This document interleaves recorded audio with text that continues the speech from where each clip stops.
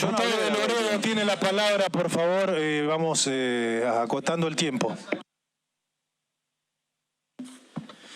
Bueno, gracias, presidente. Voy a tratar de ser breve, no repetirme con preguntas que ya se hayan preformulado.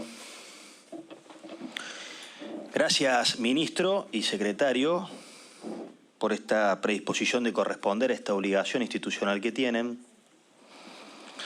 y venir tan pacíficamente, digamos, a expresar sus argumentos en defensa del proyecto del Ejecutivo. Voy a ir a las preguntas, pero es inevitable hacer dos disgregaciones previas, ¿no? Me pareció innecesario esta lectura tan anticipatoria, este raconto periodístico.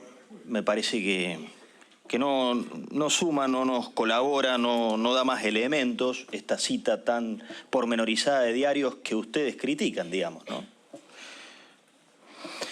Y sí, claro, no poder dejar pasar por alto esta mirada tantas veces reiteradas por usted, ministro, de cómo acapara otro poder, funciones de este Congreso de la Nación. Le quiero recordar, ministro, y al secretario también, que su gobierno lleva emitido 128 decretos de necesidad y urgencia, muchos de los cuales sin ninguna necesidad, ni urgencia, ni emergencia contextual, como en materia previsional, y que tiene bloqueada la comisión bicameral. De manera que si hay algún órgano que está de forma destemplada acaparando atribuciones del Parlamento argentino, ministro de Justicia, es el Poder Ejecutivo de la Nación.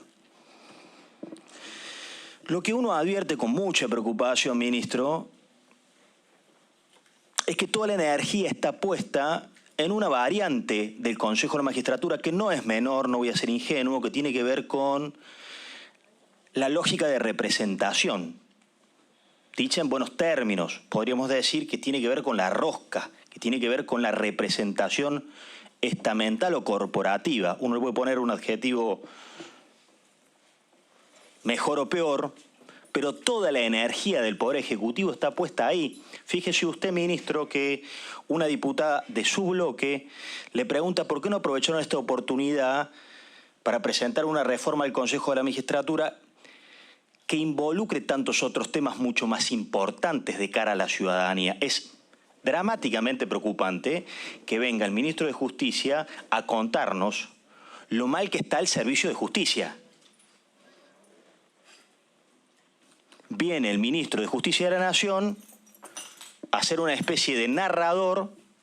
Lo digo con mucho respeto, me parece que usted ha sido un gran abogado litigante, ministro, por su capacidad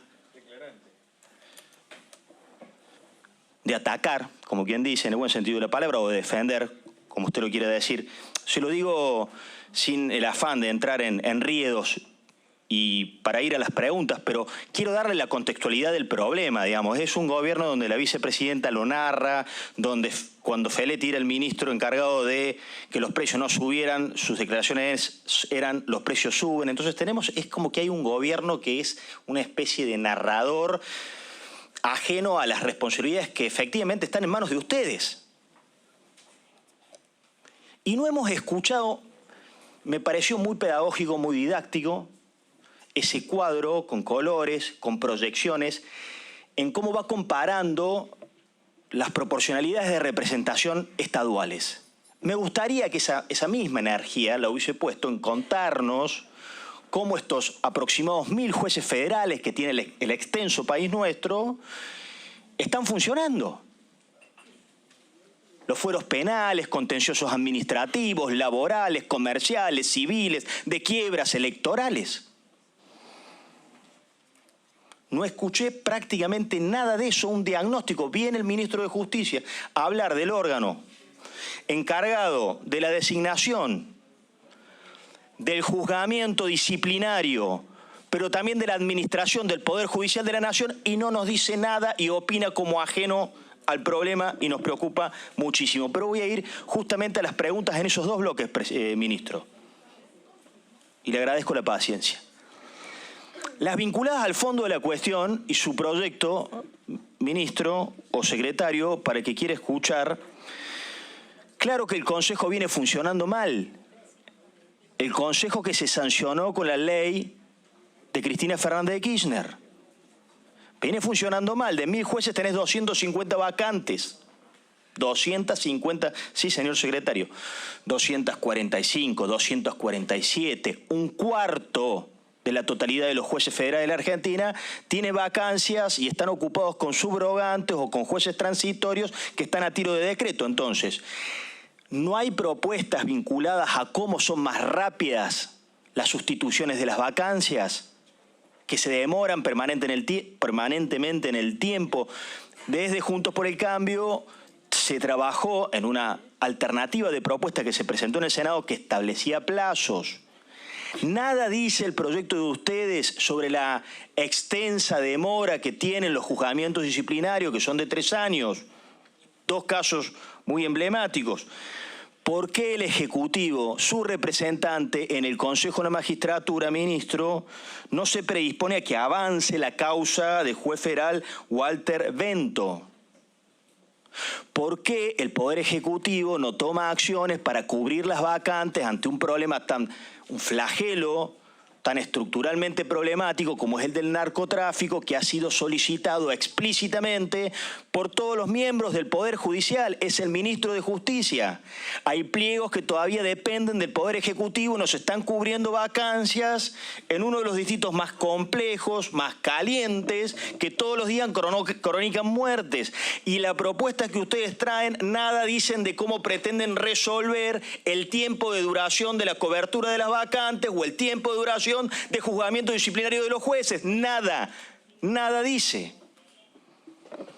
Nada dice tampoco, señor ministro, si van a, como se sugiere prácticamente al unísono desde todos los sectores, que pormenoricen las calificaciones en las evaluaciones. Sigue siendo la evaluación oral en la comisión un verdadero comodín. Uno puede tener un antecedente de oposición, puede rendir de tal manera un examen escrito y la evaluación oral final puede tirar por tierra todos los antecedentes y el resultado escrito.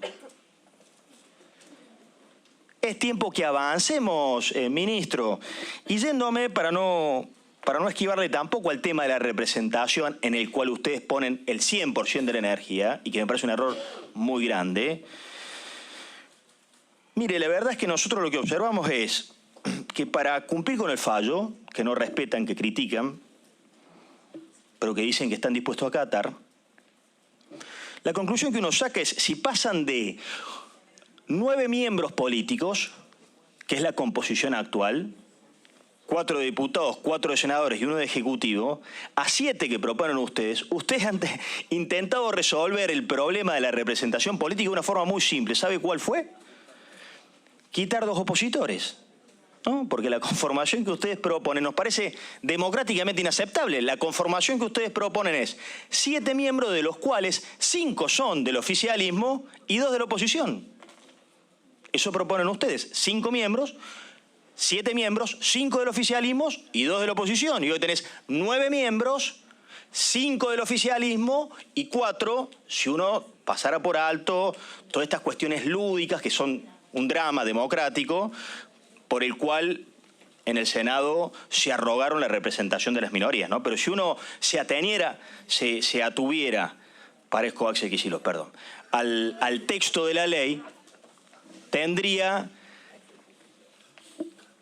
la conclusión sería 9 miembros, 4 opositores, primera y segunda minoría, 5 oficiales. ¿Cómo lo han resuelto? Bueno, bajemos a 7, quedan afuera los de la oposición. Nos parece inaceptable. Una pregunta concreta, porque veo que con alguna, no sé si la palabra es, bueno, creo haber escuchado decir que en la conformación de los 4 miembros del Poder Judicial no está excluida la participación de la Corte, pero no entiendo cómo, esto es una pregunta puntual, cómo es que la logran conjugando esto con la representación regional, porque se divide en 4 regiones y la jurisdicción de la Corte es la jurisdicción de la totalidad del país. Entonces, es una forma indirecta de dejar afuera directamente a los miembros de la Corte. Y finalmente, para sí hacerles saber una postura concreta de nuestra parte, no tenemos duda que es muy importante, creo que lo ha dicho Gamaño, lo dijeron varios otros integrantes, de la relevancia que la Corte integre el Consejo de la Magistratura, porque tiene que ver con una representación integral de los estamentos. Es un estamento que tiene que estar representado como primera y segunda instancia. Además, por una lógica práctica, que ya la experiencia nos los ha demostrado, que tiene que ver con la administración. Y sí le voy a ser sincero, la discusión teórica sobre si la Corte tiene que presidir o no, puede encontrar argumentos en un sentido o en otro sentido. Pero yo le voy a citar, hay un dirigente de mi querida provincia, de mi partido, que siempre decía, ya de muchos años, mira, de Loredo, me parece que las aguas bajan turbias. Entonces, las legislaciones siempre se corresponden a un contexto de tiempo y lugar. Y este es el contexto de la Argentina hoy, ministro. Usted como ministro de Justicia propiciando, favoreciendo, aplaudiendo marchas contra la Corte Suprema de Justicia de la Nación. Usted, ministro de Justicia, con una exposición en el Consejo que poco habla del servicio de justicia y que muy agresiva es hacia la Corte. Entonces, en este contexto de tiempo y lugar, claro que nosotros consideramos inaceptable que no preside el Consejo de la Magistratura un miembro de la Corte Suprema de Justicia de la Nación. Muchas gracias, ministro.